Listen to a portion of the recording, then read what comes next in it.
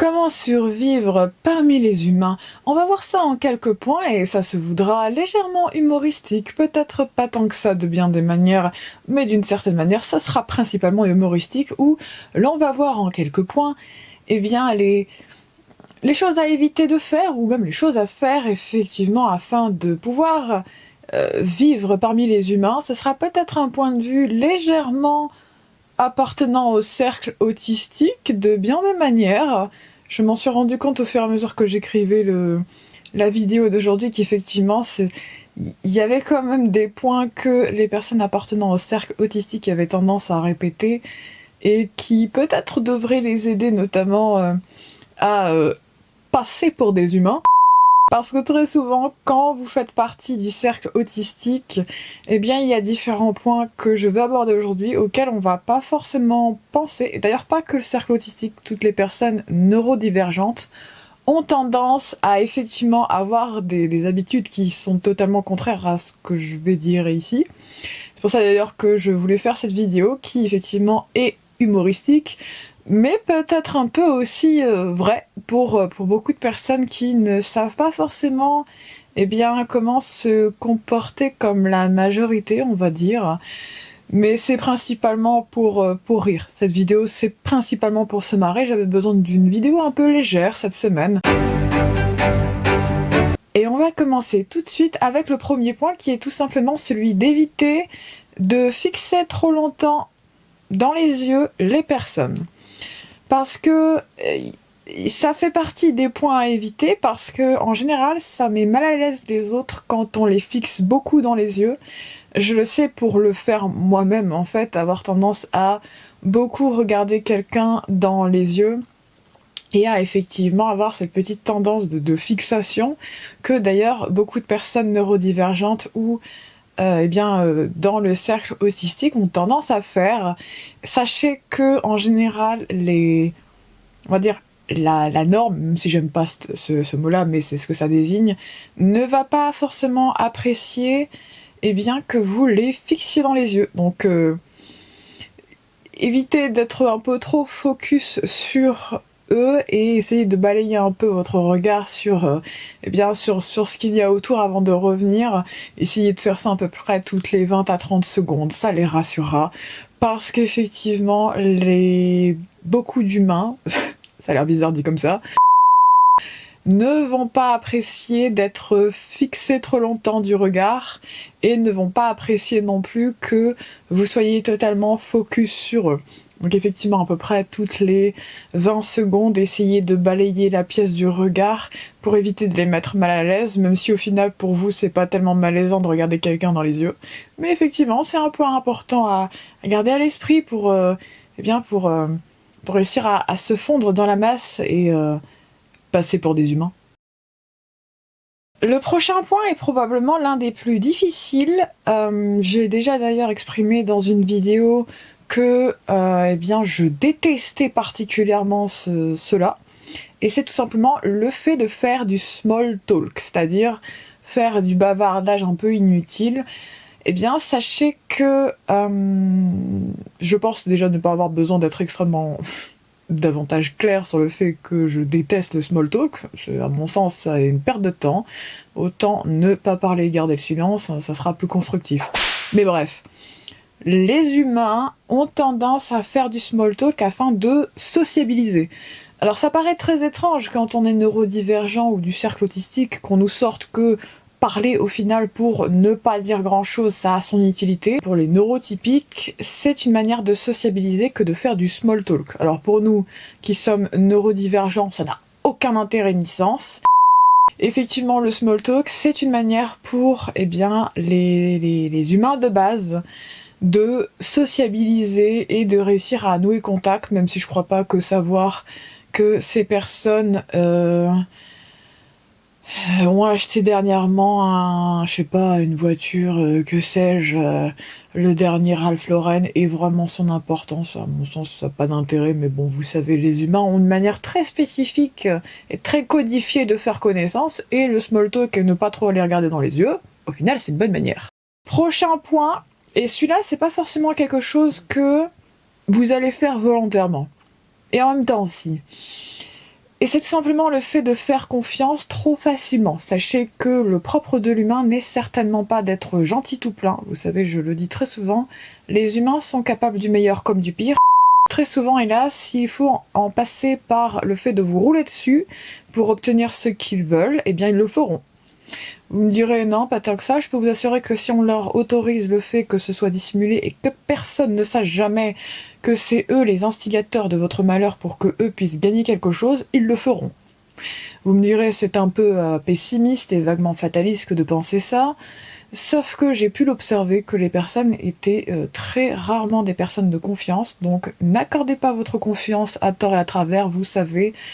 Le vice se cache dans bien des sourires et surtout bien des masques. Donc ne faites pas confiance trop aveuglément parce que vous allez payer cet aveuglement. Important. Partagez votre nourriture. Sachez que l'être humain a besoin de manger. Comme tout être vivant, vous me direz. Quand on nourrit quelqu'un, eh bien, on lui permet aussi de se lier plus facilement à nous, c'est une manière de se rapprocher, c'est une manière aussi d'éviter d'être trahi. Ça a l'air étrange dit comme ça, et peut-être un petit peu avec arrière-pensée, même si personnellement je partage volontiers ce que je mange sans vraiment penser à ça. Mais bref, le fait de partager sa nourriture est une manière de gagner en sympathie. Vous me direz, le but dans la vie, c'est pas spécialement de faire exprès de passer pour quelqu'un de sympathique à tout bout de champ, mais si par exemple vous avez envie de vous lier d'amitié à quelqu'un, partager votre nourriture est une bonne manière. Ne vous pointez pas face à quelqu'un avec un paquet de bonbons alors que vous ne le connaissez pas ou ne la connaissez pas en pleine rue pour lui donner, évitez de faire ça. C'est ça, et en même temps d'avoir une camionnette blanche qui vous suit, c'est... Le prochain point est probablement l'un des plus difficiles si vous avez tendance à être notamment neurodivergent. C'est le fait tout simplement être trop sincère. Être trop sincère n'est pas une bonne chose avec tout le monde. Sachez que tout le monde va vous dire « Je veux des personnes autour de moi qui sont sincères et honnêtes ». La réalité est très différente parce qu'il y a une différence entre dire vouloir avoir des personnes autour de soi qui sont honnêtes et vraies, et avoir ces mêmes personnes qui vont vous dire des choses qui vous déplaisent. Parce que la sincérité ne va pas se limiter aux choses plaisantes à entendre et qui flattent l'ego. Or, l'être humain est un être qui n'aime pas du tout qu'on remette en question son ego, parce que ce sont des êtres très égocentriques. J'ai l'air de parler d'être humain de cette manière très détachée, parce que sincèrement, vous savez, il y a des moments où j'observe l'être humain et je suis pas sûre de vouloir appartenir à cette espèce, parce que c'est... En fait, il y a tellement des fois de bienveillance, mais il y a aussi tellement et si souvent de la malveillance, qu'il y a des moments où en fait c'est très difficile, quand on est très sincère et honnête, de rester autour de beaucoup de personnes. Parce que beaucoup de personnes, beaucoup d'êtres humains, sont vraiment dans de l'ego, du déni, dans vraiment beaucoup de réécriture narrative avec beaucoup de mensonges. Et quand ces personnes vous disent qu'elles veulent des personnes très honnêtes et très sincères autour d'elles, sachez que ce n'est pas vrai.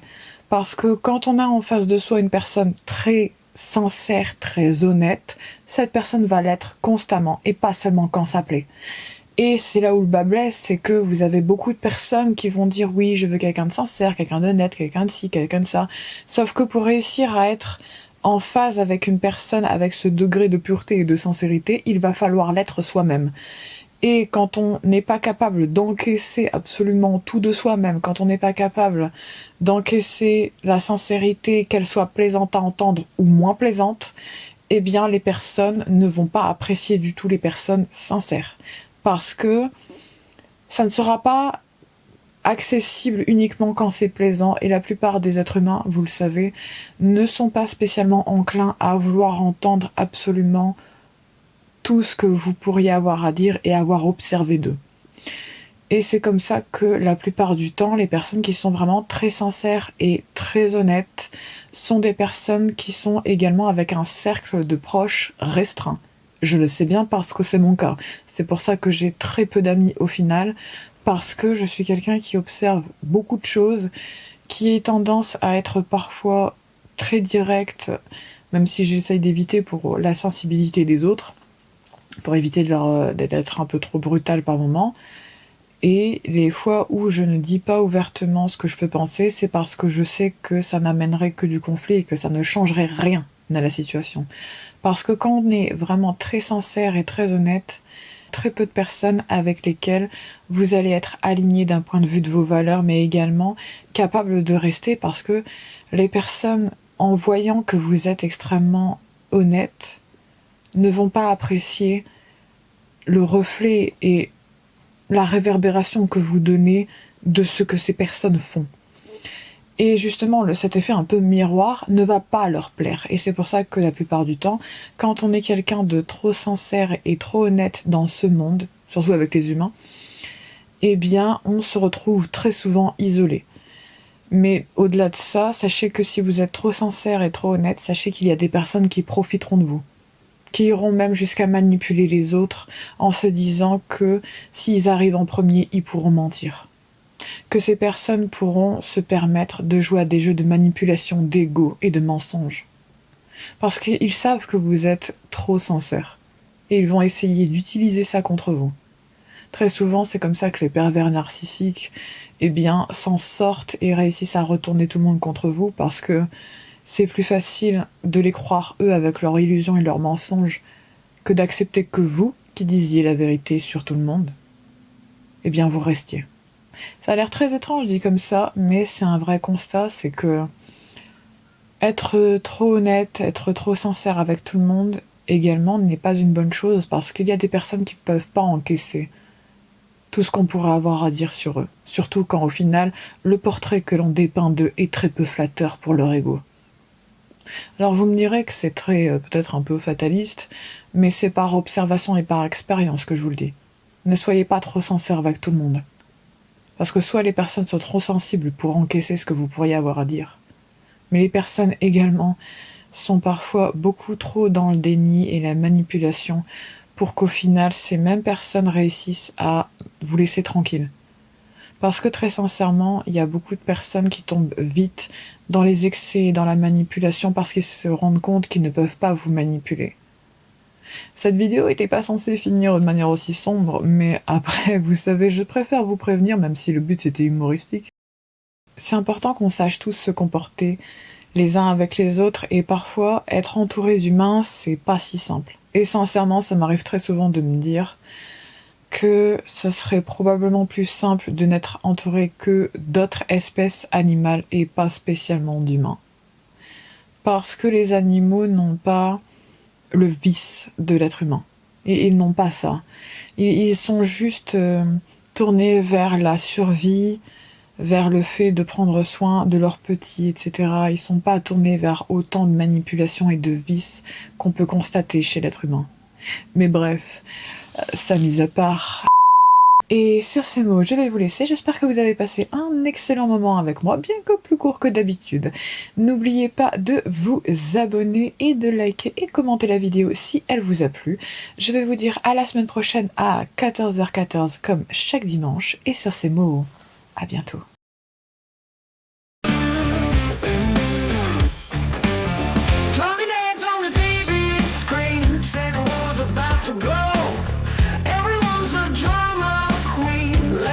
Show. Press the button, stop the chatter.